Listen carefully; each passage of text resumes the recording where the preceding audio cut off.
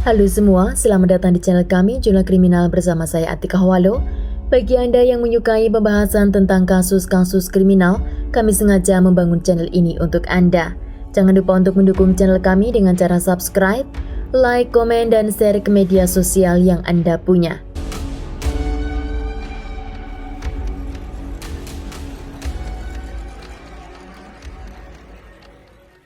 Jika kalian melihat foto yang satu ini, kalian pasti mengira jika pasangan ini adalah pasangan yang sempurna. Pria ini bernama Stephen Clayton. Dia adalah seorang milioner yang telah pensiun. Dulunya dia adalah seorang CEO dan pendiri sumber daya terapi fisik yang ada di seluruh Amerika Serikat. Stephen juga masih memiliki jutaan dolar aset properti atas namanya. Dia menempati sebuah rumah mewah di Clover, South Carolina, dan rumah itu adalah replika dari rumah George Washington. Stephen telah menikah dengan istrinya yang bernama Lana Sue Clayton 5 tahun sebelum kematiannya. Lana adalah istri ketujuh Stephen dan dia kala itu bekerja sebagai perawat di rumah sakit VA Charlotte di wilayah North Carolina. Pasangan ini bertemu di sebuah gereja ketika mereka sedang belajar Alkitab. Mereka digambarkan sebagai pasangan yang damai dan juga tentram. Pada tanggal 21 Juli pada tahun 2018, hari itu ambulan dipanggil untuk menyelamatkan Stephen karena dia ditemukan tergeletak di dasar tangga rumahnya. Stephen dilarikan ke rumah sakit terdekat dan menurut Lana dia menemukan suaminya terjatuh karena dia sedang menderita vertigo selama beberapa hari. Penyakit vertigo adalah kondisi di mana seseorang mengalami pusing dan merasakan bahwa lingkungan atau benda-benda yang ada di sekitarnya seperti bergerak, melayang, dan seolah-olah berputar.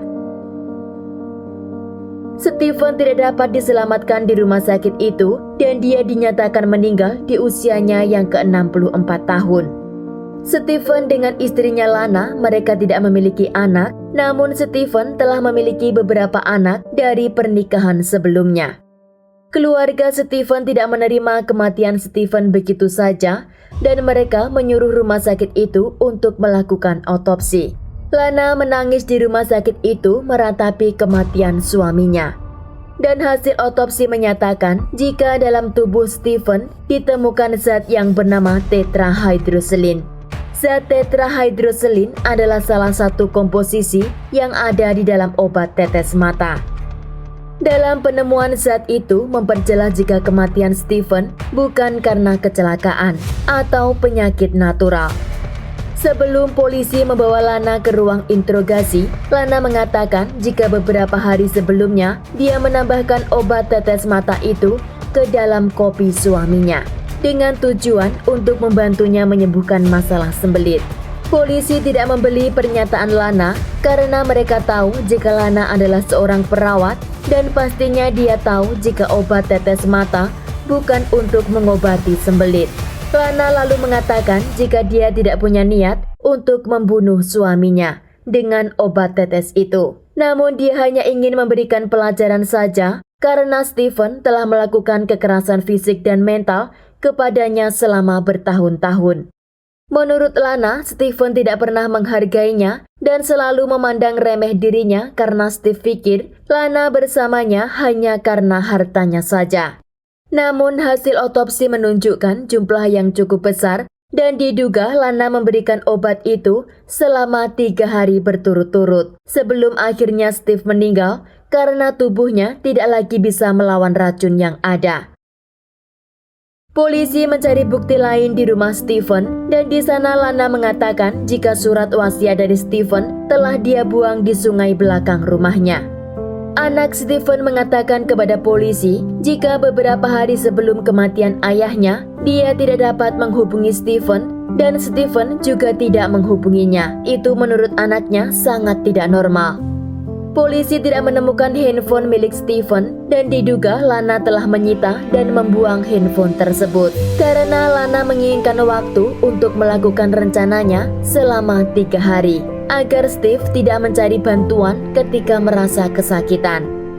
Lana dikenal sebagai perawat profesional selama bertahun-tahun di rumah sakit itu, dan dia juga tidak pernah memiliki catatan kriminal atau perbuatan yang menyimpang.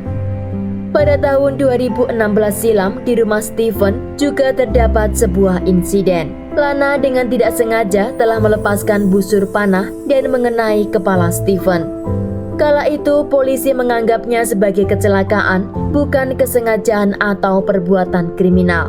Stephen juga percaya jika itu adalah suatu kecelakaan karena Lana terlalu banyak bergadang. Ketika Lana sedang tidur, dia berjalan dan memegang busur hingga melukainya. Namun setelah kematian Stephen, polisi mempertimbangkan lagi kecelakaan yang terjadi di masa lalu itu dengan percobaan pembunuhan. Dengan bukti yang mereka kumpulkan, Lana ditangkap pada bulan September pada tahun 2018. Persidangan pertama terjadi pada bulan Januari pada tahun 2020.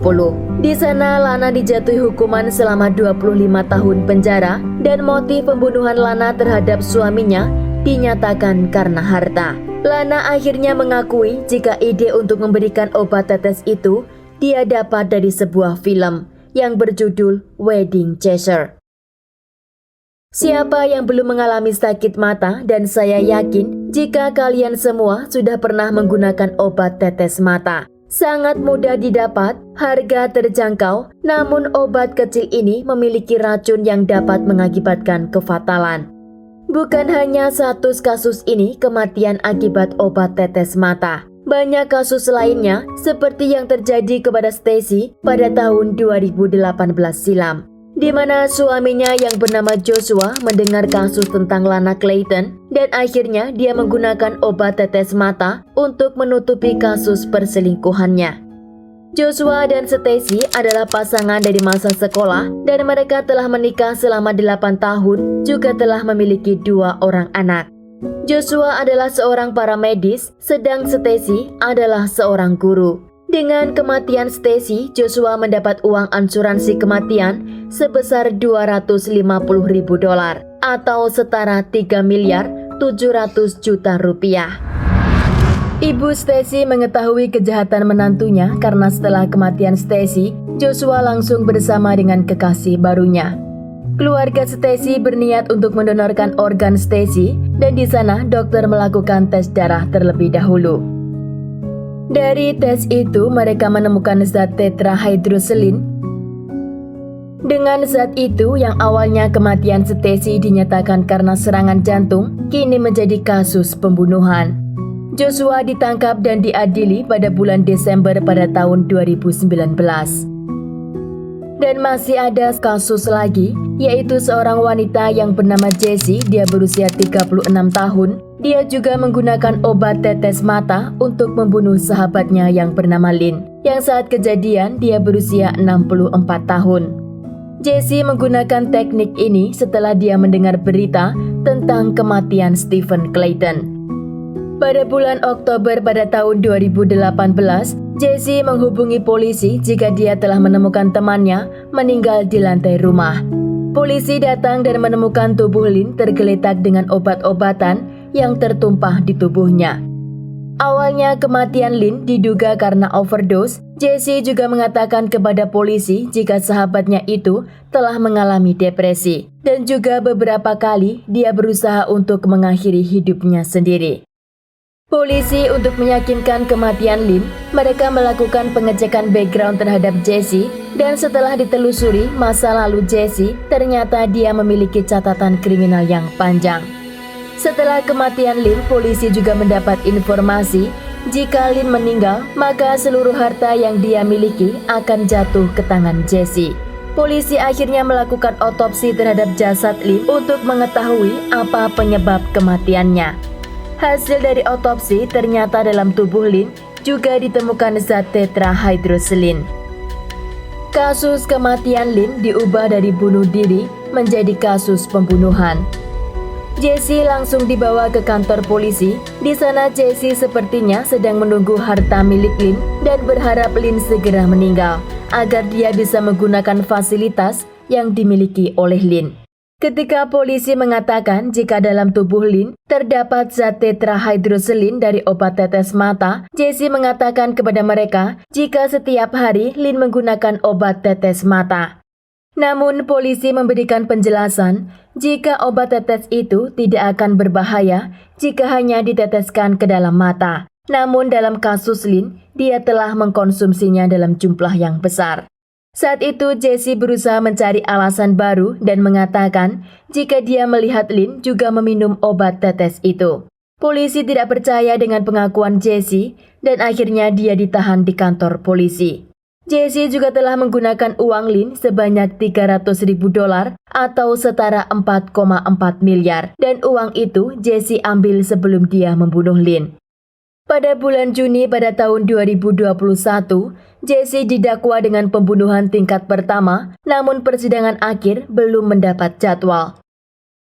Satu kasus lagi paralel dari kasus Stephen Clayton, karena gara-gara kasus tersebut viral, banyak pelaku kejahatan kini menggunakan obat tetes mata untuk menyingkirkan orang yang mereka benci. Dua orang security berusaha meracuni supervisornya dengan menggunakan obat tetes di dalam kopi. Namun untungnya ada seseorang yang melihat dikala security itu meneteskan obat tetes mata ke dalam kopinya. Dan orang itu memberitahu kepada supervisor agar tidak minum kopi yang disediakan oleh security. Banyak orang yang mengabaikan dan meletakkan obat ini di tempat yang sangat mudah dijangkau oleh anak-anak. Semoga dengan beberapa kasus yang saya angkat hari ini menjadikan kita semakin waspada akan bahayanya obat tetes mata. Dan berhati-hatilah karena obat ini tanpa rasa, transparan dan juga sangat mudah digunakan oleh pelaku kejahatan. Dengan beberapa tetes saja masuk ke dalam perut kita, obat ini dapat mengakibatkan perubahan pada mental, koma, kesulitan bernafas, mengalami kebutaan, bibir dan jari-jari membiru, mengubah tekanan darah dari tinggi ke rendah atau dari rendah ke tinggi, mengubah ukuran pupil mata, merasakan pusing, mengubah detak jantung, muntah dan juga menurunkan suhu badan. Sekian kasus hari ini, jangan lupa tinggalkan like dan komen. Jika Anda tidak keberatan, klik tombol subscribe untuk mendukung channel kami. Terima kasih saya ucapkan kepada Anda para subscribers. Sekian, sampai jumpa di kasus berikutnya.